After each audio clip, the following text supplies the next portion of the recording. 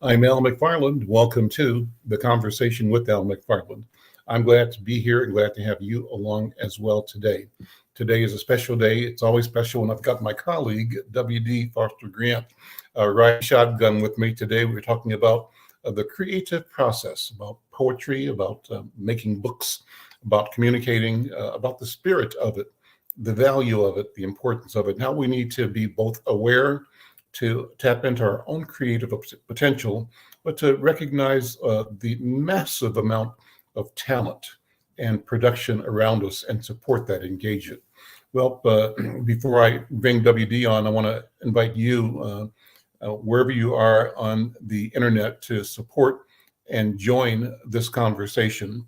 We're streaming across two YouTube platforms, two or three Facebook platforms, across LinkedIn and Facebook, as I said, and Twitter. So wherever you are, before the hour, do me a favor, go over to uh, YouTube /Insight News MN and subscribe, like, and share. We're trying to grow our subscriber base. It's free, uh, but we want to get to where we have 1,000 subscribers. We're about 560 or 500 something right now. So we got a ways to go. You can help us get there. We ask you to help us. If you like this conversation, be a part of it by helping it grow. Also, if you like it, if you want to be on the conversation, we want you on the conversation. Why? This is really about us having, direct contact, interesting, engaging conversation where we say and share our feelings, our thoughts, our speculation, our hopes, our fears, right? And do that in the comfort of not being judged, but being expected to be profound, to be clear, and to be positive and to be solution oriented. Though we don't always meet that bar, but that's a desire. Well, with that, again, uh, go to YouTube /Insight News MN, subscribe, like, and share. And if you want to be on the program, drop us a note in the comments section. We might be able to pull you into today's program live. We certainly want to connect with you for future programs as well. WD, Happy New Year, brother. Good to see you again. Welcome back to the conversation, edition 2024. Good to see you too, Al. Great to be here. Well, how was your holiday so far? Well, the holidays were full. I guess there's sometimes some differences because, it's probably the first holidays I've had when my mother wasn't here, but we keep her in spirit and in memory and love. Okay. Before the show, we talked about the challenge of handling the memorial items, the property and things. So at some point in time in the future, I'm going to connect back with you to talk about how you and your brothers and sisters have handled just whatever inheritances there were and estate issues. That's something that we don't talk about enough. And I want to say that uh, I've had friends of mine discuss what might happen with our possessions that we've treasured and hoarded for years. The joke of it being likely that our kids are going to take a U-Haul and dump it, but that's something for another show down the road. Uh, Mhm. Today we're talking about poetry, and we're talking specifically about a Twin Cities poet, Tiara Nolen. She's known as Lady TCB. And let me tell you about her. She's been writing poetry for over 20 years. She started as a preteen, initially wrote poems that reflected her love for music, and she wrote them as an outlet, along with journaling. She grew up on the south side of Chicago and then later transplanted to Twin Cities and suburbs here in Minnesota. Uh, Her outlook uh, and experiences as an African American in different environments, meeting different people, uh, have helped shape her and inspire her work. So uh, she first made her poetry public just before starting college. She initially started performing as a spoken word artist in local open mics. She's since performed for special occasions and community events and is still open to expanding her reach. Sister Tiara Nolen, welcome to the conversation with Al McFarland. Lady TCB, welcome. Happy New Year Thank to you. thank you. Happy New Year to you as well. Great, So, great. I need to mention to start off with the point of this conversation is in part your book, correct. and show the book so that people know that we're talking about this work, Live to Grow, Breaking Cycles. Let's jump right in. What's the meaning of the book and what's in the book? Yes. So Live to Grow is a concept. It actually came out of a poem I wrote called Live to Grow. And it's actually my life motto, which is Live to Grow because growth is beautiful, which is a line from the poem. It was one of my first tattoos that I got. And just basically the concept that life always changes and you should always be striving to grow. There's always things from our past, our present, that kind of push us forward into the future. And so Live to Grow was birthed out of initially just wanted to put my poetry out there. So there's actually a prelude to it, and that was just a collection of poems. And so then I did want to expand the series, and so Live to Grow Breaking Cycles is the first where I'm really delving into like a conversation type piece. Um, when I do poetry, I want to engage you as though we're sitting down having a talk. We're actually seeing eye to eye. I may be pulling on some things that are tugging at your heartstrings or tugging at your thought processes. And so Live to Grow, I actually go through three different sections. There's I didn't raise you, streaming from parents. How did they raise us? How did they perceive that we should turn out? And then having that concept in the back of their mind, like, I didn't raise you like that. And it Mm. may be you're misbehaving, or it may be, you went into a career field they didn't expect, or you get into religion, and a lot of people have started to question what they believe and why they believe it, and wanted to have a belief strictly for themselves to truly understand, or just various things where it causes a parent to say, I didn't raise you that way. And it Great. may not be a negative thing. Into body goals. There's media wants to tell us socially and interpersonally, your body has to look this way. Men should be fit, men should be tall, women should have this figure. African Americans shouldn't wear their hair in their natural state. Native American men shouldn't have long hair. Just all those different things. And then the last chapter where I'm speaking and giving poetry is Put Me In, Coach. A lot of times, as people of color, we're counted out when it comes to education, when it comes to corporate America and things of that nature. And I always end the book with reflective sections where you can kind of delve into things yourself. So this book particular meant a lot to me because I'm sharing a little bit of my life and growth throughout things, and then also poetry to pair with it. So you get something where, and I'm talking to you as if you're sitting right there with me. And that was a big thing for me, is to not be talking at people, but almost like you're sitting at the table with the conversation. How I opened the book, welcome to the table. Well, show us what you mean. Let's open the book and walk us through it. Yeah. I'm interested in the feeling and the experience. Yep. So I start off by explaining what, again, made me want to write the book. And so it says, we always think of breaking cycles to be for those deep, dark moments that seep into our lives and sometimes overtake, some would say hijack, our choices and life's experiences. I can say that although I have had my share of trauma, some of my experiences and exposure to the experiences of others were not all necessarily traumatic cycles to break. Sometimes they have been unhealthy on one hand, while others have been roadblocks. I initially started thinking of the concept of this book to break the cycle of issues that can arise in parent child relationships. The book was going to be titled I Didn't Raise You, and speak on all the ways our parents, myself, friends, and others have raised us and placed expectations on us and our life path. How the decisions we have made, good, unhealthy, or indifferent, have countered or strayed from that path. In the time since I first started writing this book, 2018 or 2019, I have gone through a series of experiences in healing directly and as a person from the outside looking in with my close friends and loved ones that have caused me to want to expand the umbrella of this book. I found that in so many ways we are raised, and what we have experienced in life have created various cycles that we may need to break. So that's the opening. Mhm. And one of the biggest poems for the first section, I Didn't Raise You, is Chosen Path. which I spoke on. And so it's chosen path. They told you that you could be anything in life, told you that you could have a pick of choices. As a child, you believed them until childhood was through and you stepped into adulthood. You discovered that before you were only two paths, the one that they had chosen for you and the one that would allow you to make your own choices. Now that the time had come to make a decision, you found roadblocks on the path that was meant to be your own. As you were pushed off, if not dragged, to the path that they had chosen for you.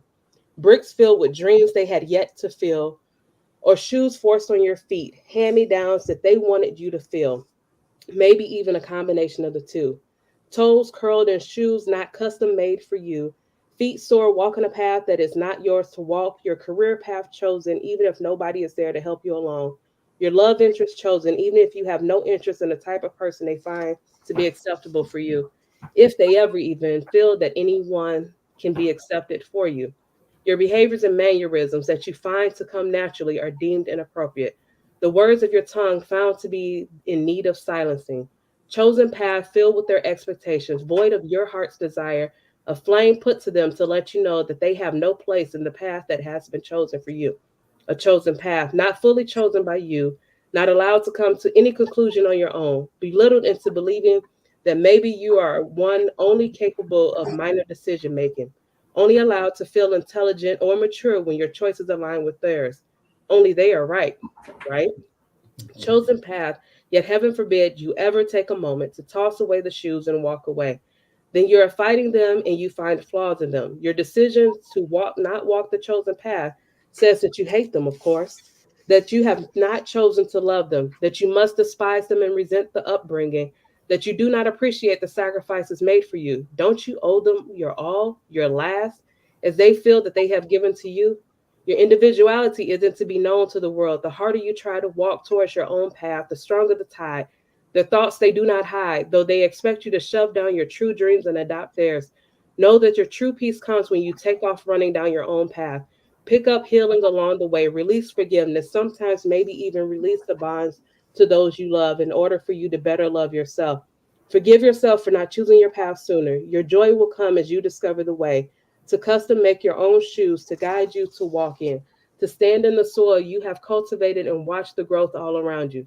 As your journey continues, winding, moving, changing, hills and valleys, they are your chosen path. Just continue forth and know that your path has not been walked as it is your own. So you can create what it is to come. Reform, redirect, sculpt new dreams, learn new hobbies, gather all the information you need as you determine through your decisions what makes for a healthy life for you. Go forward on your chosen path, the one you choose for you. Woo. Wow. Whoa. Whoa. That's awesome. Thank you. That's nice. So I mean, as you're reading it, I'm just seeing pictures of all the people in my life, right? Mm-hmm. And then you twist it and you turn it and you twist it and you turn it Mm-hmm. a little bit, and everything brings up a memory, a story, a feeling, an experience. And for me, it's you're hitting me, maybe, and you obviously intended as the person looking at the walk, but I'm also feeling the accusation of the person that's blocking somebody else Yep. from discovering their own path. Right? Right. Where am I in this equation? And what you're saying is nobody is off the hook. No.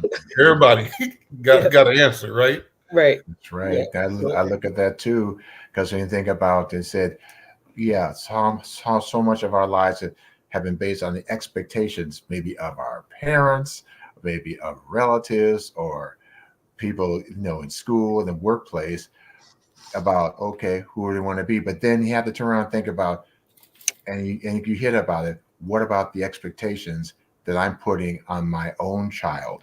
Even Mm-hmm. when he was just barely out of the hospital, what kind of expectations are going on in my mind? And that makes it powerful. That you're saying no one is off the hook for that.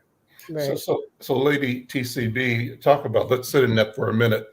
As Yeah. you were, what called you to make these considerations, to examine where the language would take you? Yeah. So, I mean, even in my own life, I grew up where my parents divorced when I was young. I was 10 years old when they officially divorced. And my parents were a little bit different. My mother grew up the youngest of 13 with a mother who was very religious. I tell people, if you think of the mom from Soul Food, the grandmother, that was my grandmother. She was sweet. She was personable. Everyone loved her. When she passed away, it ripped, a hole in everyone's heart. And so my mother being the baby, she wanted her mom be to find joy in her no matter what. She was the youngest. By that point, many African American women, you're raised in the South, you transition to Chicago.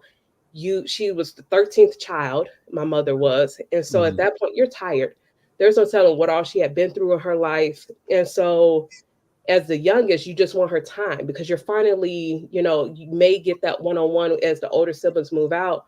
But unfortunately for her, the older siblings are so much older that they have children around her age. And they're coming over and they're getting her time. And so for her, it was whatever my grandmother wanted, that's who she was. Because that meant, love and affection and things like that. And then my father grew up where there's a little bit more freedom. He's only the second oldest of 5 as far as his mother's children. And so the expectation was a little different. My mother expected, whatever her mind was, like you said, you come out the hospital with that baby, this is, you have that dream. And I'm a mother as well. And so the thing that I wanted to do is not do that to my son. Like we all want the best. It's like, what can I do to make sure he can choose his own path? So growing up where, when my mom was like, you have to go to church, you have to go to school, you come straight home, you can't hang out with the kids that listening to secular music, you can't do this, any music I knew of the 90s and the early 2000s because I had a radio and headphones. So I'm listening to the radio, and as soon as she would come in, snatch it off, or switch it to the CD player so she doesn't know, so I have the contemporary gospel music. So I grew up on Fred Hammond and the Winans and all of that. Sure. But I'm sneaking. Your kids are going to sneak and try to figure out what's going on anyway. You go into a secular school.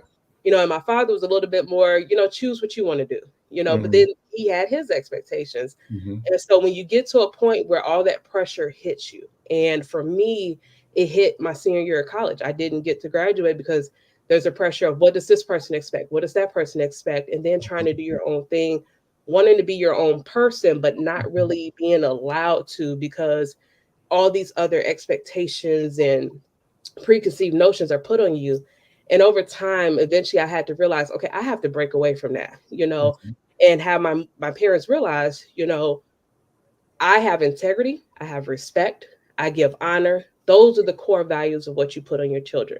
The outside thing, those should not matter. If they want to dye their hair red, put an earring in their nose, get tattoos, some of the greatest people to everyone else are the ones who are doing that versus the ones who have a completely blank canvas. And so when me and my husband got married and you're coming together and for various reasons, no parent is perfect. None of us are going to get it right.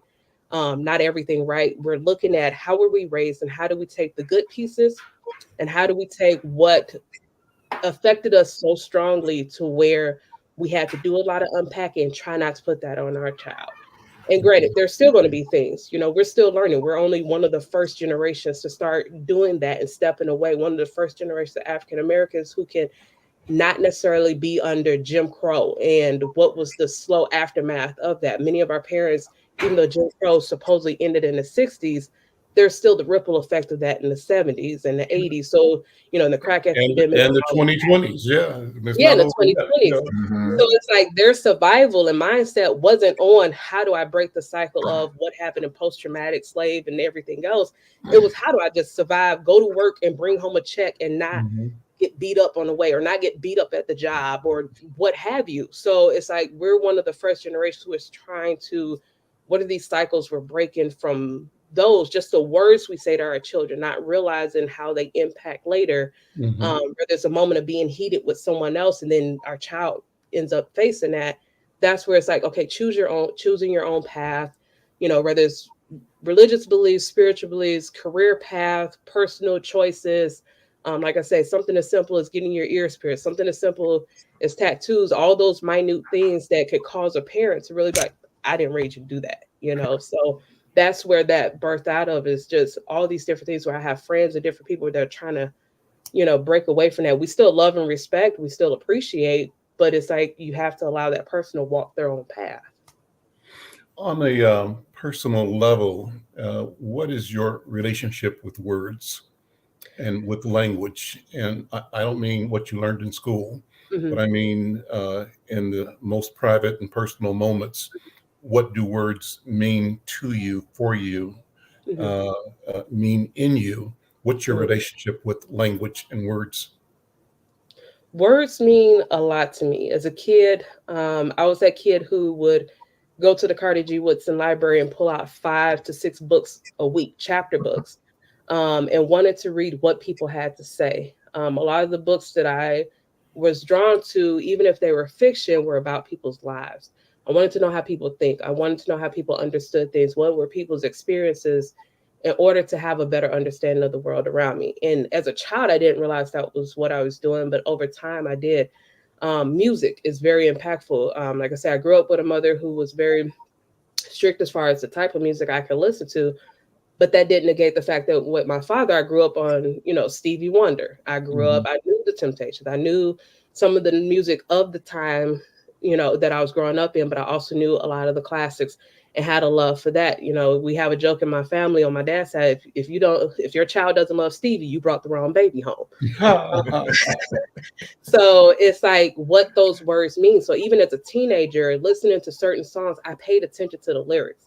So Mhm. it's like even if it was popular for everybody to be, into what was being said, I was breaking it down, and people would tell me, "Well, you're looking too deep into it." I'm like, "No, you're not looking deep enough. Like, Mhm. say what you mean and mean what you say." Mhm. And so originally, like like said in my bio, I started off writing. I would journal because I just wanted to remember everything. I'm big on remembering things and what history means and not losing your past and what people did before you. And then I wanted to write songs, but unfortunately, the singing gift skipped my generation. So I didn't have that. And so over time, I started to become more aware of poetry. I became aware of what at the time they were calling conscious hip hop. So when Common came out, when he was Common Sense, he's from Chicago. He was one of the first people I saw as a 10-year-old at the Black Women Expo. And I'm like, this is hip hop without cussing, at that phase of his life. Now, granted, he had music before music out, but in that period, in 1999, the music he was putting out or the song that I heard was different. And so hearing the flow, and you had the Fugees at the time, you had your Lauryn Hills, you had your Jill Scotts and your NDR Reeves. So it's like those types of music resonated with me because it was storytelling. It was Mhm. a lot of the music when I go back and think about what were my top artists, and even now that I prefer, it's a story to it. There's something to it. Even with hip hop before, there was the greatest rappers and artists to me, musicians have a story, whether it's blues, hip hop, R&B, soul, funk. A story to it is always going to be lasting. They're going to have those other songs to get you up and dancing, but sometimes even in those, especially the classics, there's a story. Um, Mhm. that's the biggest thing. What words are to me is the story and how they interconnect people. I would also like to ask that because to say words, I am one of those persons that definitely said that classic movies and also like a lot of classic artists and stuff, there's a story, and that's why they endure the test of time. Hmm. Also, the fact that you're looking at our tradition is an oral tradition, Hmm. which preceded us so far as spoken word as Hmm. well as with rap and stuff. So in that context, tell us more about your mentors that that were there to guide you along the way, because Hmm. you do talk about them in your book. Yep. So honestly, in the grander scheme of things, I've had a lot of mentors overall in various facets of life. But as far as writing, one of the first, I guess you could say, in a professional or educational sense, that really encouraged my writing was Dr. Todd Lawrence at the University of St. Thomas. And so when I first met him doing this program called Real Project, St. Thomas had for incoming students of color. Um, it was a 6-week program you did in the summer before your freshman year started. So you had to be accepted to the university and already had committed to enrolling. And so you would have like preliminary class, there were a little bit of math, English class, work study job to kind of get like a small taste of college life before you got into college. It was actually the year that the bridge collapsed. We were actually on the event when that happened. But he, the feedback he gave to my writing in high school, I I got some feedback, but a lot of times I was met with you're not following the guidelines. I hated writing cover pages. I hated writing outlines because that's not what type of writer I am. Like you said, our culture is orators. So I'm going to write and I'm going to flow. I'm not going to pre think about five different areas I'm going to hit on. I may know somewhat, but I'm just going to flow with it. And so he was one of the first where he didn't care if I wrote an outline or not. He just gave me the feedback on what the context of what I was writing, not so much the technical aspects. I tell people all the time, yes, English is my first language, but if you tell me why a period belongs here before, I can't tell you. I may look at it and tell you it flows a little funky, throw this type of punctuation in there, but I don't stick to the rules. Even when I write poetry, you learn about haikus and different things like that, and it's like I don't stick to learning those rules because I don't fit into those boxes. So having him as a professor, and then when I got into doing spoken word as an artist and meeting people, for example, at Voices Merging, used to be hosted at the U of M for a number of years, and getting feedback from other people because their open mics weren't just for college students. There were other people who came in and were older or had graduated or were in different fields in the art industry throughout the Twin Cities, giving feedback and giving those pros. So it's like getting out there and putting my words out there and then having people speak to that meant a lot. So, like I said, I don't necessarily direct any one mentor over another, but I would say Dr. Lawrence was one of the first who critiqued what I had to just simply write based on the content versus the sticking to the rules of grammatics and things. So when you write, how do you approach the page? Uh, Two questions. One, Mhm. are you a spoken word? Are you a rapper, singer as well? Does spoken word include singing for you, or is it reciting poetry? That's number one. And then, do you um, improvise? Are you the So, artist that writes everything down, or do you flow from the top of your head and channel the experience of the moment? so singer, as I stated before, I didn't get that gift. I was not blessed. Like my mother and certain ones have it. My aunts on my dad's side were blessed. It completely skipped me. You will only catch me singing in my car or in the shower. Um, but as far as improvisation, the way I write, as far as what comes to me, it literally can be anything. I hear a phrase or I have a thought about something that's happening. I used to write in class a lot in high school.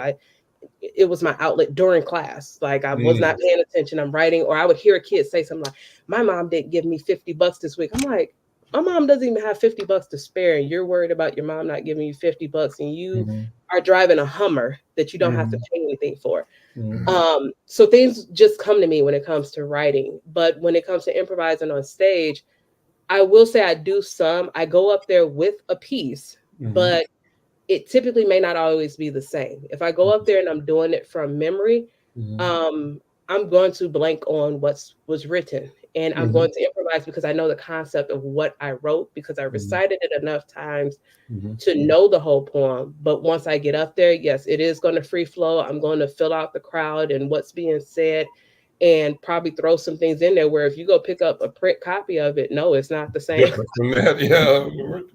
The beginning may be there, the Yeah. middle, few pieces in the end, but it's not going to Mhm, be the exact same copy unless I literally read it. mhm, But if I did it by memory, there's no guarantee it's going to be the exact same mhm, repetition or anything. mhm. And how does that make you feel? Do you fear that you might not do the thing, or does it give you a sense of freedom?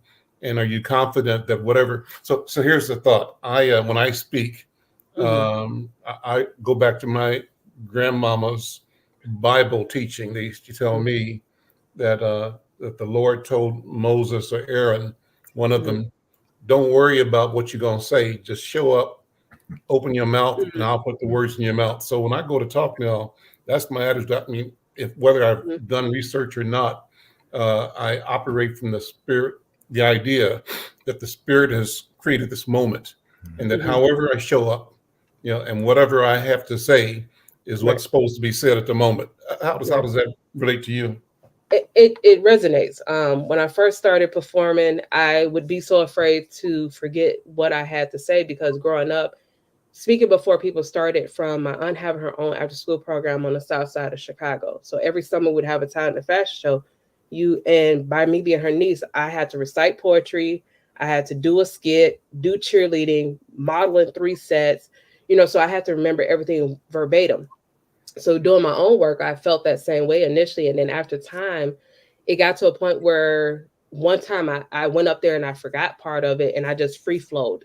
Hmm. And it went well. And so Hmm. for me, it got to a point where it's like, okay, if I memorize the majority of it and feel confident in it, then I'm good. I can go on stage, I can free flow it. I always pray mentally before I Hmm. perform, to God, the ancestors, and everybody, for me to remember what I need to remember, for me to be clear, for me to say what I need to say, and then just go from there. Now, granted, while I'm up there, physically my heart is racing the whole time, even though I've been doing it for a number of years. But once it's done and having people come up to me, there was once, I think the greatest moment for me was when I did an event that Nikki Giovanni was at St. Thomas, Hmm. and they had a couple of us artists do things, and to have it was open to the public, and there were several mothers there.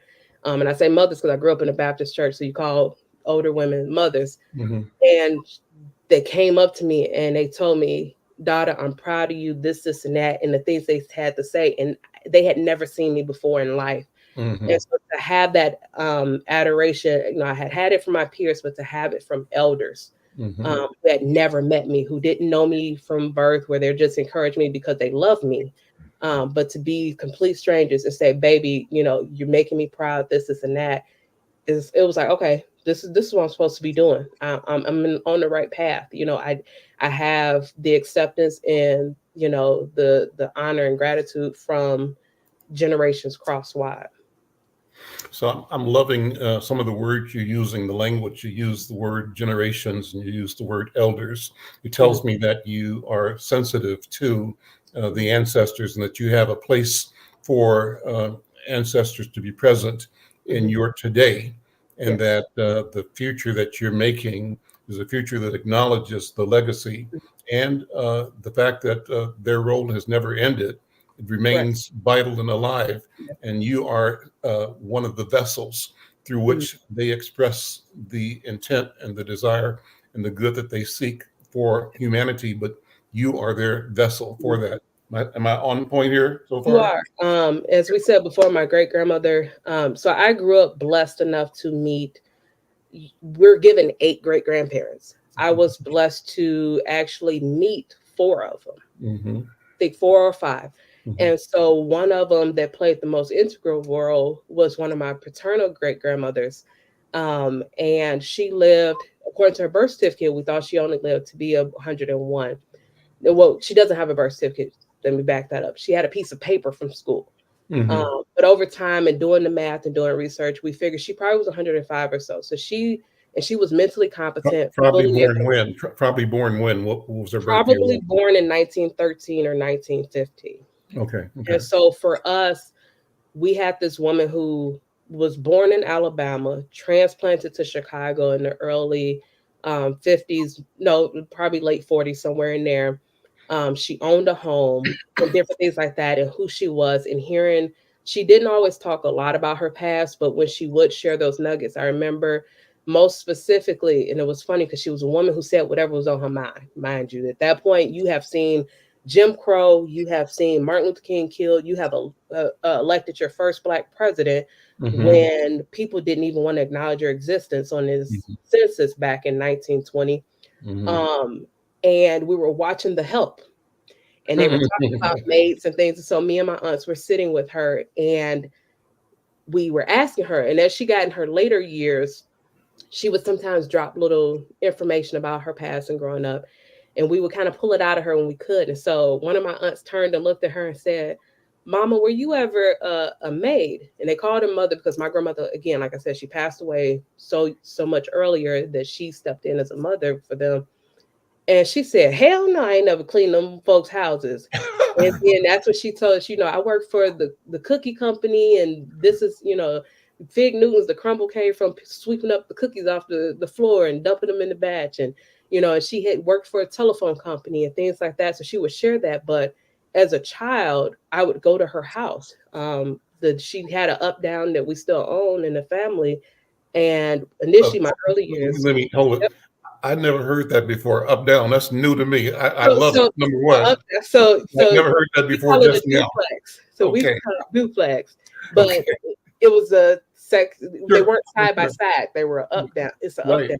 Yeah, it's And beautiful. so, Language is wonderful. I love it.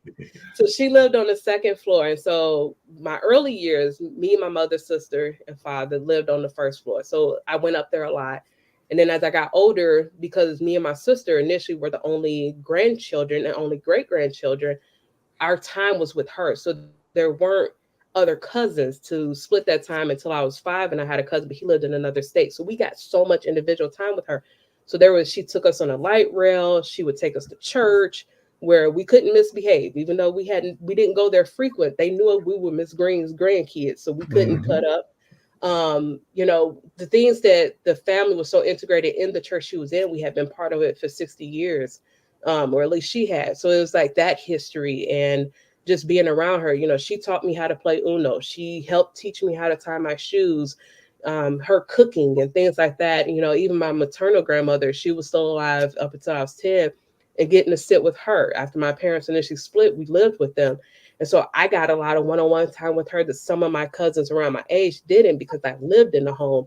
So watching her cook and her, watching her Billy Graham, and going in there and sit with her for a minute. And then once I got bored and could sneak away, I would. But other than that, it was being able to sit under her and have that love and, different things like that. So it meant so much to me. And as I've gotten older, a lot of my elders have passed. And so I've buried quite a few, and I don't have that many left. So it means a lot to me when I see them. I've introduced my son to quite a few that are still alive, and he got to meet my great grandmother. So for her, she was meeting her first great grandchild, and there's 100 or so years between them. And she was still, like I say, vibrant enough. She's holding him, she's playing with him. He's 6 months old, he's bouncing. Everybody knows a 6-month-old is strong. So you Mhm. have a 100 and something year old woman able to hold on to him and seeing that. And even with that, I've taught my son, about her. He's seen videos of her interacting with him.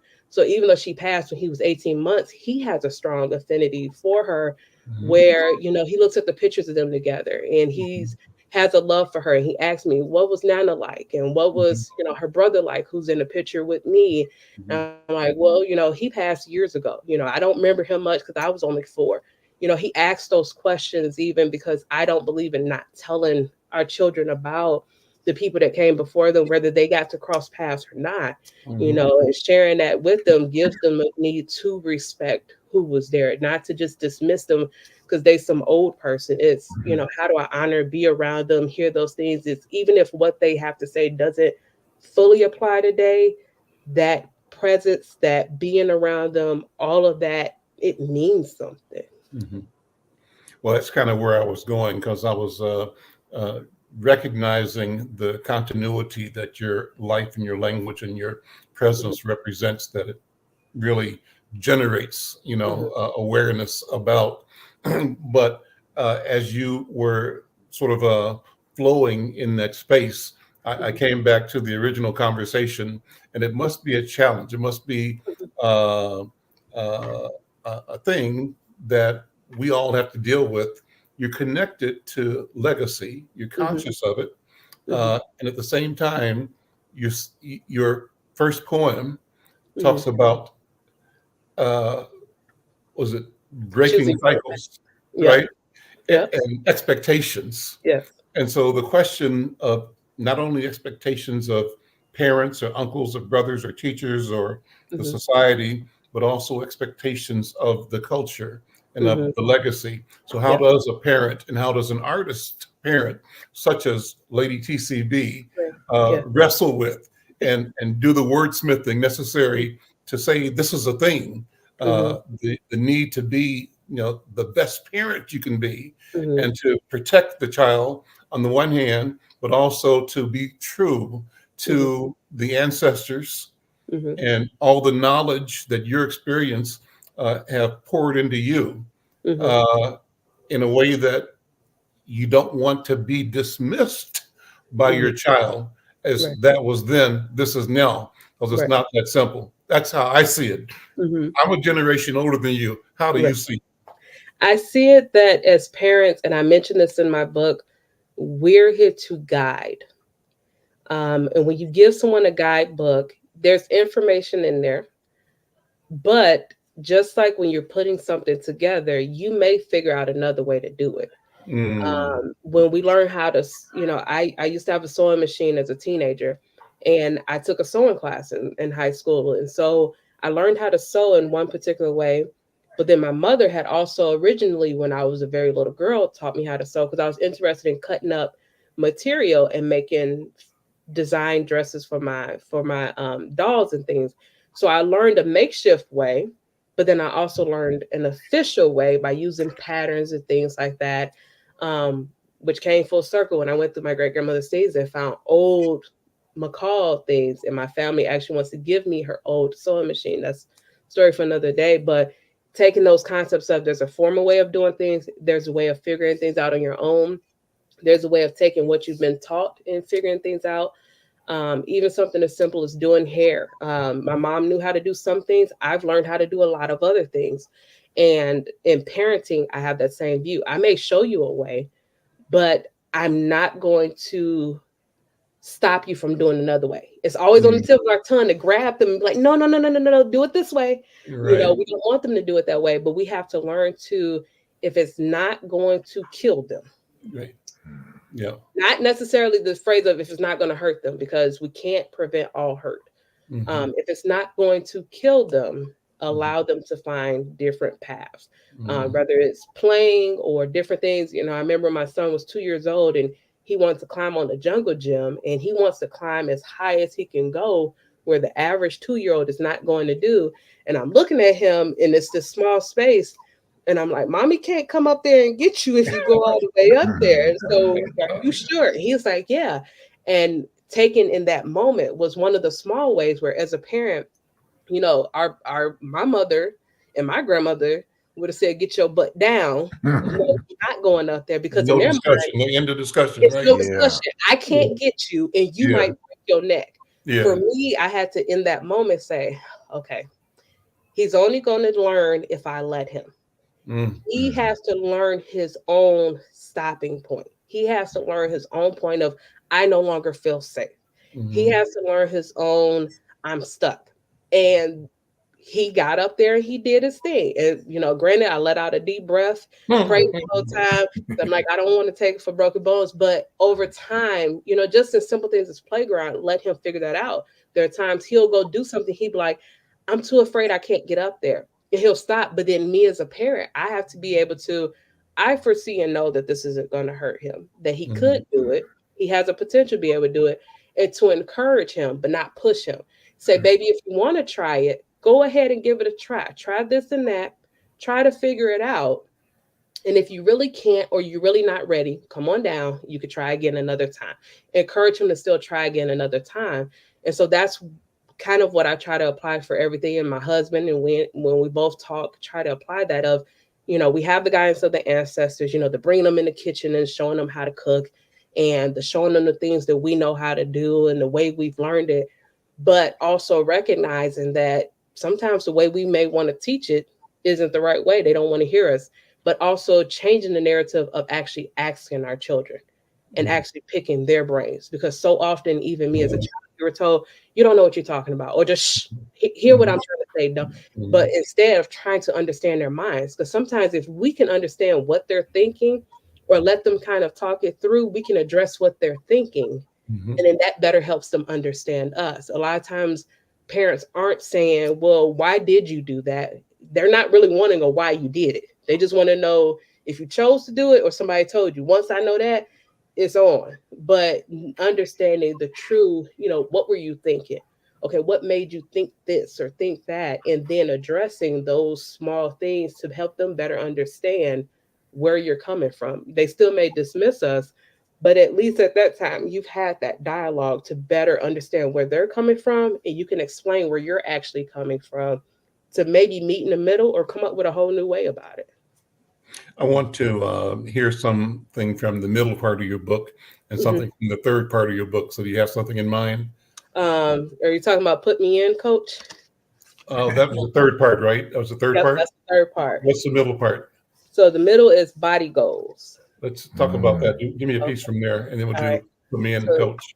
yep. So this one has been one of my favorites so far that I plan to commit to memory. Crooked smile, man, that's wild. How dare you walk this earth with a flaw? Today we live the life that perfection can never be attained, yet we should always try to obtain it. Isn't this insanity? How can it be that we were created with diversity, yet expected to assimilate, yet accepting that it is meant to face so much hate for attempting to conform? Yet being different is argued to not be the norm. Fix your teeth, change your face, find a way to stay in the race to a place of perfection that is superficial, damn sure fictitious, crooked smile, cellulite, short hair, patchy hair. Let's put on airs. Let's make the standard that to not fix what is not broken is to show that you just don't fit in. Itty bitty flat back, baby, you should inject that. Cut, snip, suction, tuck, pull, stretch, pop a pill. Find the correct catch. Find the right catch. Crooked smile. Man, that's wild. Naked face, where's your cloak? Prod and poke. Needles for hair, needles for abs. Give you cheeks, both sets if you ask. No avoidance of selection. Male, female, however you present, you know you need a fix. Crooked smile. Man, that's wild. How can you dare to face this world, the wild, and all the while embrace your true self? There's a remedy for freckles and also a way to get them. If you're born with it, you don't need it. And if you weren't born with it, you got to have it. Crooked smile, man, that's wild. How can you be so proud? So content. Don't you know that the only way to successfully make social media content, you've got to prove you can commit to an after that we all can admit doesn't look a bit like before. But don't worry, we'll be sure to remind you that you once had a crooked smile because that's wild. We didn't want you to keep it, yet we may down you for changing it. It all depends on our mood. Crooked smile, man, that's wild. I think I'll keep mine because what's wild is the confusion, the constant changes of disillusion. Crooked smile, man, that's wild. But I'll tell you, it feels good to be able to smile my crooked smile. All right, all right, all right. Awesome, awesome.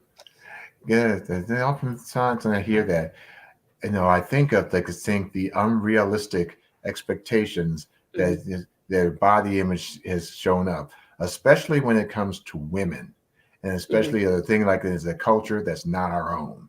mhm, And so, yeah, to say that goes mhm, back to what you were saying about, yeah, embracing all of who we are mhm. and And I mean, I determining would what. say even for men, because there's a poem in that section called "Man in the Mirror" that I Hmm. wrote, and I also have a poem called "Call Me a Man" that was Hmm. inspired by how men are told you can't cry, you Right, can't look weak. You right. can't tell a woman how much you love and need her because Hmm. then you're weak. You have to be the guy where if she walk out tomorrow, you good. But at the end of the day, that connection may have been there enough to break you, or you're not Hmm. expected to need people to be there for you. You lose a basketball game, you're told to suck it up. When all Hmm. you probably want is your mom or a coach or a male role model, whether it's your uncle or big cousin brother, to say, give you a hug, like, man, you didn't get it tonight, but you got it next time. Let's work on this or what have you. Or is this something you still even want to do? You're forced to just stick it out, tough it out, do it. So I don't think it's just on women. I think women is appearance, but men is the structure of being. who Yes. they're supposed to be. So, I mean, there is some physical that put on men as far as, are you tall enough? You know, you have a lot of women who say, I won't date a man who's under 6 feet. And it's like, okay, look, that's realistic, one. And two, you're 5'2". So you don't necessarily have to be with somebody who's 6 feet, Yeah. you know, or, you know, men who feel uncomfortable with losing their hair. I had a cousin who he's in his 20s. It's just hereditary. And I'm like, dude, just cut it off. And he just felt some type of way. And he's literally holding on to a bald fade that's faded to here. And, you Mhm. know, just not being able to embrace it because he doesn't want to be clowned or what people may look at. You know, it's just hits in so many different ways, even our hair. You know, how are you supposed to wear your hair? Can men have long hair, short hair, locks, kinks, whatever? You know, it's a wide array of things. So a question on that. So when it came to men, I agree with you about that. Mhm. So would you say some of those expectations contribute to toxic masculinity? So I won't say it's necessarily toxic masculinity. I think it's a case of where it's a focus on just one type of what makes a man. Okay. So many people want to put men in a box of what they can be, to where Mhm. they are forced to strive to just what's in that box, and then people don't like what comes out of that. When you Gotcha. force a man to not express his emotions, unless it's anger or frustration, he can't tell you that he's struggling. He can't tell you that right now, you know, I need help with, you know, finding a job or whatever the case may be. What that then turns into is a man who's portraying a very image that people don't like. You're overly Mhm. aggressive, you're overly, so what else is their emotions going to come out as? He needs to go in a room and cry because his mother just passed away. And you're telling him, Mhm. Mhm. suck it up and get over it. Mm. So, of course, if he sucks it up, how is he going to, that emotion has to go somewhere. I mean, Right. it's just the law of energy. It has to go somewhere. So, if it can't come out in crying, if it can't come out in being by himself, if it can't come out in finding compassion, it's going to come out in anger. If he's frustrated, if it can't come out in let's have a talk and me be real with you, like this is really breaking me up, Mhm. it's going to come out in anger, or it's going to come out in him then telling another man, suck it up. I don't want to hear it. So, and then it's going to come in, he can't be gentle with a woman. If women don't give men a space to need to be gently handled, Mhm. then he can't then give her that back because all he has to give out is aggression, frustration, you know, all of that. So he can't Mhm. recognize when she needs it. He's like, you're not even giving me time. I don't even have space to deal with it. So how can I deal with yours? You know, and then we're like, well, you don't want to be there for me. Well, you're not giving and taking. So I wouldn't necessarily say, you know, people throw around toxic masculinity so freely to where they're not, it's not really sometimes what that is. It's really you've Mhm. boxed this man in, and then now you don't like the result of what that is. Mhm. I'm Al McFarlane. This is the conversation with Al McFarlane here with my co-host today, W.D. Foster Graham. He's the book review editor for Insight News, an author himself, and an advocate of us having a relationship Yeah. with the written word and with creativity. We're talking to Tiara Nolen, Lady TCB, about her work, in particular, the work that is entitled uh, uh, Breaking Cycles, the full name, Live to Grow, Breaking Cycles. And we're going to ask her to talk about the third element of that book, and that is Send Me In, Coach, in just a second. I'm going to do a station break, but before I do, I want to thank and shout out Marie Harris. Thank you for your comments. Marie Harris, thank you for watching, and invite you to make sure that you subscribe and share and like so that friends of yours can be with us here as well. Same thing with Joycelyn Basically, Joycelyn, thank you so much for your comment. You said that this testimony is a powerful, honest truth, and you sent a heart. Thank you for that. Thank you so much. Thank you for our friend and supporter, Cameron, who's a regular, who greets us and our distinguished guests on a regular basis. Cameron, we thank you. We appreciate you. Let's do this quick sponsor note. And we've got about a minute or two to wrap up, okay? Sounds good. Mhm. Are you or someone you know recovering financially from the COVID-19 pandemic, the lockdown, or any other reason? If so, help is available. Findhelp.org is a site to find a wide range of resources, including food, medical care, and more. The best part is based on your zip code. Visit findhelp.org, enter your zip code and the service you need. You'll get a map directing you to the organizations that can help you. Help is waiting at findhelp.org. If you need help starting anew, findhelp.org is the site for you. I'm Al McFarlane. Welcome back for the last part of the show here. Excited to be talking with Tiara Nolen, Lady TCB, a poet writing over 20 years, and just a lot of great things to say. We've gone over a couple of the movements in her book, and the third movement is Send Me in Coach. Lady TCB, how about a piece from that segment of your book? Yes. Say it one more time. Say it one more time. I could show you better than I could tell you. Say it one more time that you don't believe that I belong, pointing out just how much I stand out. You didn't have to use a slur or say it right out. It was the way you butchered my name, questioned my education, and inquired about my background, as if to fact check that I was truly authentic. Although, even once proven true, that won't satisfy you. Your curiosity, as you may want to call it, is laced with low expectations and wrapped in a stereotypical disbelief that I can stand before you right now. You wonder if I've ever traveled outside the country, although this question isn't genuine. It's your way of gauging my wealth and opportunities afforded to me to see just how far this little colored girl has gone, seeing if my world has been expanded beyond the borders of this continent. You tell me that my name is hard to say, yet if before you read back-to-back consonants in a name as long as the alphabet, you'll rattle it off your tongue so fluidly, you may even attempt the accent from which the name descended. Yet you let me know you have a distaste for my name along your tongue. Foreign isn't what causes your disdain, for it must only be of a certain flavor to make your nose turn up and venom release from your mouth when my name exits out. No, do not ask to shorten my name or call me something else. Learn to say it and for sure how to spell it correctly. Do not equate my ability to succeed with your ability to pronounce my first or last name. Nor should you attempt to predict my longevity in comparison to your exposure with people who look like me. Baby, I'm unique, so don't try me, but if you dare, say it one more time on how rare it is that you see someone with hair like mine, that you never knew that I could speak that way, how you had that one friend that did that one thing, and now you wonder if we're all the same. Try it one more time when you attempt to relate by speaking in a way that is unnatural to you because you feel it's the only way I'll understand you, as if English wasn't my first language, too. Say it one more time. How it awed you to see that I could write at the college level. Trust, I have no patience for your foolishness. I'm seriously wondering who raised you. But then again, it doesn't matter because trust me, I plan to school you. I'm going to teach you, show you, better than I can just tell you. Today you'll learn I'm not the one. Not the one to be doubted, put down, or tried. And trust I'll do it all with a smile on my face.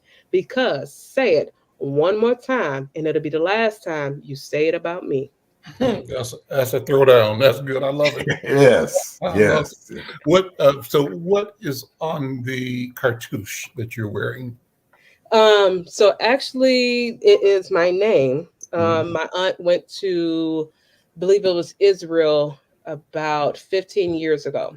And Uh-huh. so she came back and brought all of us a cartouche with our names on it. She didn't get the chain. She said, "You guys can get your own chains." Uh-huh. I went all the way over there. I got you your cartouche. So it is my name on it. Okay. Did it create a curiosity in the language for you Um, in hieroglyphics? So you must have the first symbol must be a loaf of bread, then two feathered yep. reeds, then a mouth, Hmm. and then a Egyptian eagle. That's how you Yep. spell tiara in Yep. hieroglyphics. Is that what It you is. got? Is that what's Yeah, on there? that's what I have. Okay. All right. All So right. there was some intrigue, but at the same time, I was like, this is an ancient language that, Yeah. you know. Take some time. Okay, cool. Well, let me end with that to tell you thank you so much for being here. I can't believe this hour went by this fast. No. I mean, It it's just did. like that, So it just means we got to come back. Yes. And as I mentioned earlier, I wanted to have a conversation with WD about his family settling out his mom's estate. And you told us before that you've gone through the same thing with your family. And I think that'd be a great conversation. So would you come back? Yes, on that? definitely. Okay, great. Thank you so much, Lady Thank you. TCB, Tiara Nolen. Thank you so much. So much. WD, thank you. One thing. Yes. Where can we buy your books? There we go. So you can find the book on Amazon.com. You could also reach out to me via my Facebook page, which is under Shadows of Poetry, because that's another way that I offer to get individual poetry pieces by print. So you can message me there or via my Instagram link to get the direct link if you wanted to come from me directly with an autographed copy. Otherwise, as I said, it's available on Amazon and also on Kindle Unlimited. So if you have a Kindle Unlimited subscription, you can read my books for free, or you could purchase them as well. Awesome. Okay. Well, listen, thank you so much. Thank WD, you. thank you. And our listeners and viewers, thank you so much. We'll see you next time. Have a great one. Bye.